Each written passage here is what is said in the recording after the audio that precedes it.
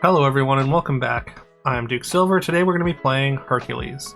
We're going to start off with a parrot here. I mean, I like parrot just because you add permanent stats to things on your bench, and generally any ways to get permanent stats I'm pretty happy with, as well as Hercules having 3 hero attacks. I think that's pretty good insulation against damage early. We get pretty lucky getting a sleigh on our second attack there, being able to scale our parrot. We only took the second parrot and benched it because we got the second point of hero attack, so we're pretty guaranteed not to take damage, I think. We're going to take the sprout, even though it's a little bit late, and hope to get 1 or 2 sleighs. We do get 1 sleigh, and we manage a tie there thanks to our extra hero attack. The sprout, normally I wouldn't take it that late on 2.2, just because you want to get it rolling early, but with the parrot sleigh, then we effectively kind of catch up a little bit on stats there. And now we're gonna bench our other parrot and try and get some stats there, and see if we can get our parrots sort of bouncing back and forth between position 1 and the bench, and scaling each other, and eventually combine into a decent chunk of stats. Also, we took Agent of the Moon there, hoping to scale, and unfortunately there was just nothing else that we really wanted in that shop. And there's nothing really we want in this shop either. It's pretty lackluster. Again, not a great shop. I think we're gonna take the egg here. I mean, we've got this farm boy to throw some extra stats there. Unfortunately, we do find the one thing that we can't slay on the back line of the opponent's board, so our parrot scaling kind of stops there. You kind of need to get the slay every turn to really keep it there long term. I think we're gonna just throw some extra attack there, and we're gonna basically desperately try to get these parrot slays going again. But again, I think that one missed slay is enough to feel like it's pretty close to the snowball's pretty close to done there.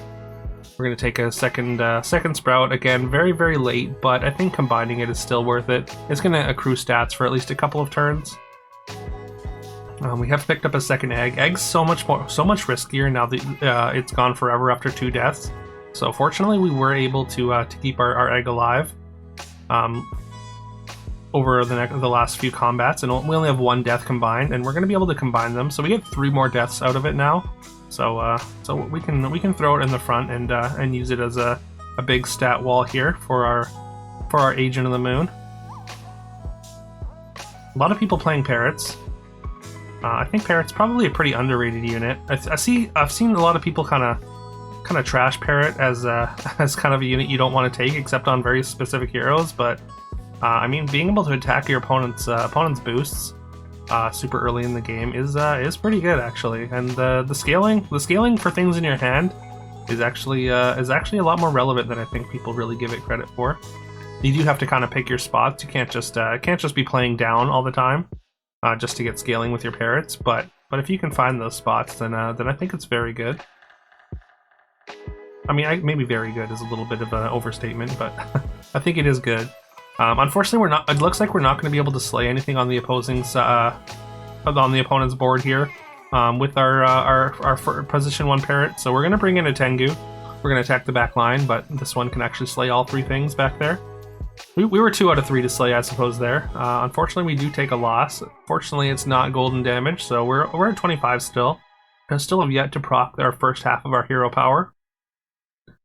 Our egg is at 3 deaths now, so the next time it dies, it will be permanent. So we probably want to either sell it or do something with it, or maybe even bench it just to hold the gold. That is a lot of stats that we're losing on our board, which is not ideal. There's a couple of Tanukis there. We're on 4.2, so it's a little bit late, but I think we're gonna go for it. Also, we're gonna Grimm's Twist this.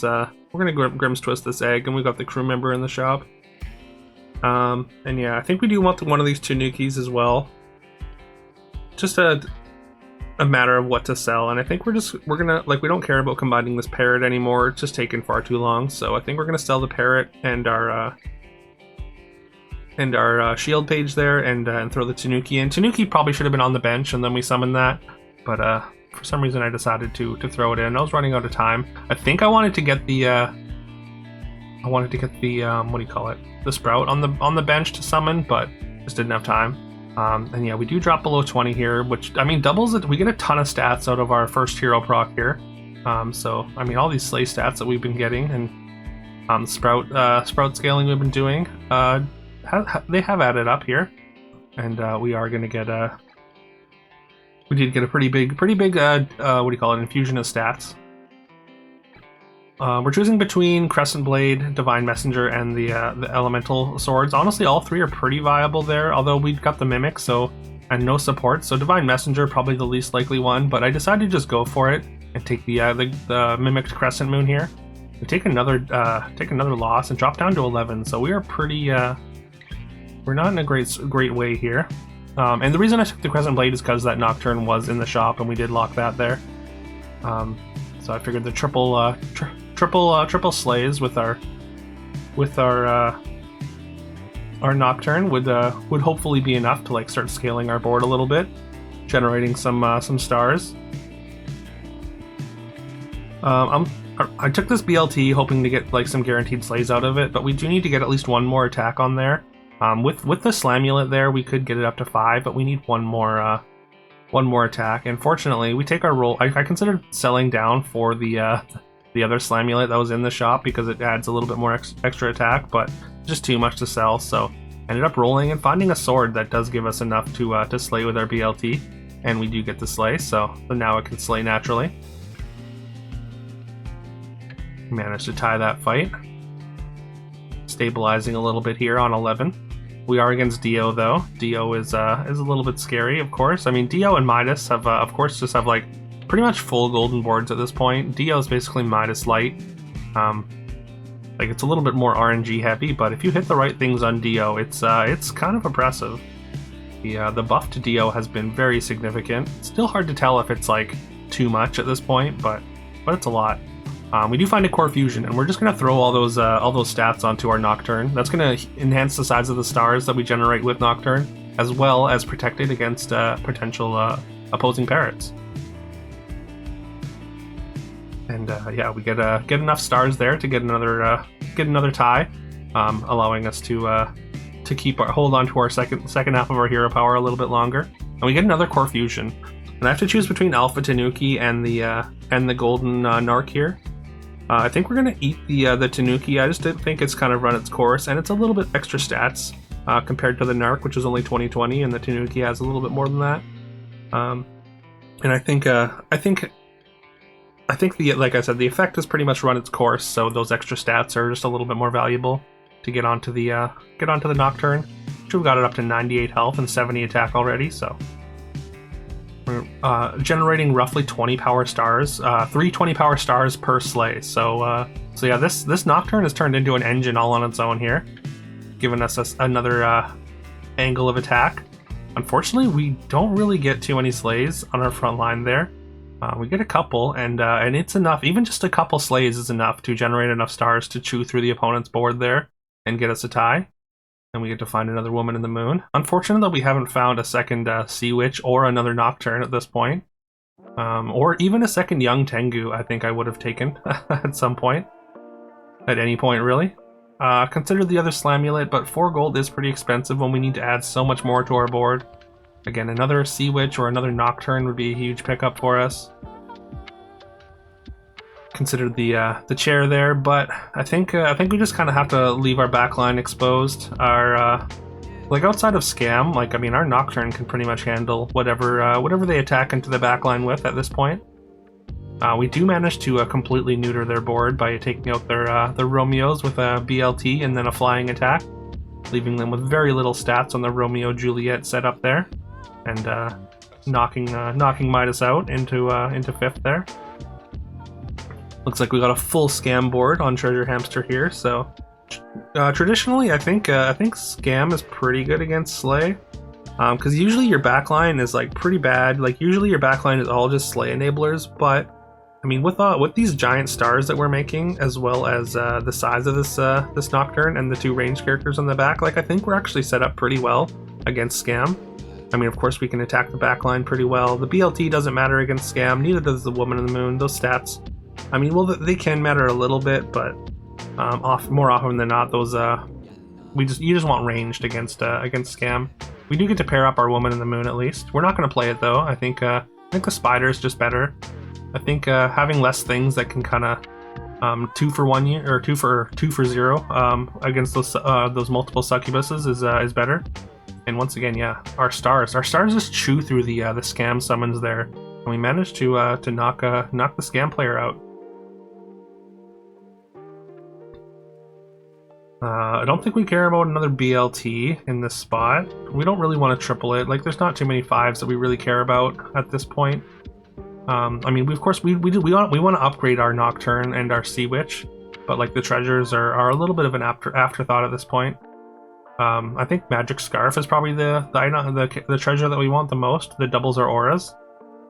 We are going to get a bottled lightning. Certainly not the worst treasure, but definitely not ideal. We take out their Milk Woman here, so that's really nice for us.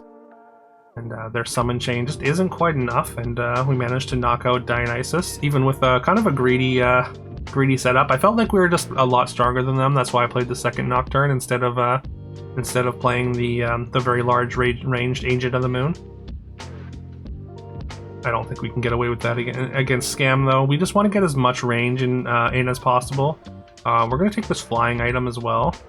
I want this Woman in the Moon in the bottled lightning slot. And actually, I mean, I didn't really scout my board or my opponent's board good enough. I didn't look at their treasures. I'm pretty sure they have Fate Scissors. I was gonna play the I was just not gonna play the BLT there and just play the second Nocturne up front, but we do finally find our Nocturne triple, and yeah, there's the Fate Scissors. So we get a ton of stats onto our agent or our Woman in the Moon, but it just doesn't matter. The Fate Scissors takes it out. So maybe a little bit of a mistake, but it didn't really matter. I think what was in that slot. Unfortunately, fortunately, even through the Celery Tea, the pig just gets multiple slays and generates enough stars that we again chew through the scam summons, and I think combined with the flying, yeah, we just managed to chew through the scam, and we end with just enough toughness on our Sea Witch there to take them down for the win. I had locked the Hermes boots for the next turn just to make sure we go first if it came to that, but yeah, fortunately it didn't. We just get the win with our upgraded, or our finally upgraded very large Nocturne there. We never got a second Tengu or Sea Witch. Again, just didn't matter. Yeah. Anyways, there we go. Some sort of slay stars. I mean, I guess like a lot of builds are slay and stars combined, because you know Nocturne's kind of a linchpin in the slay comp. But yeah, a rare slay win, anyways. And yeah, this one felt like it was starting to. It could have taken a really bad turn when we started losing a couple fights and dropping down to 11, but we managed to turn the corner. And the core fusions onto the Nocturne, I think, is really what saved us. Those really came up clutch and saved us a lot of health, I think. But yeah, let me know if you enjoyed that. Please leave a like, comment, subscribe. I would very, very much appreciate it. I hope you have a fantastic rest of your day, and I will see you next time.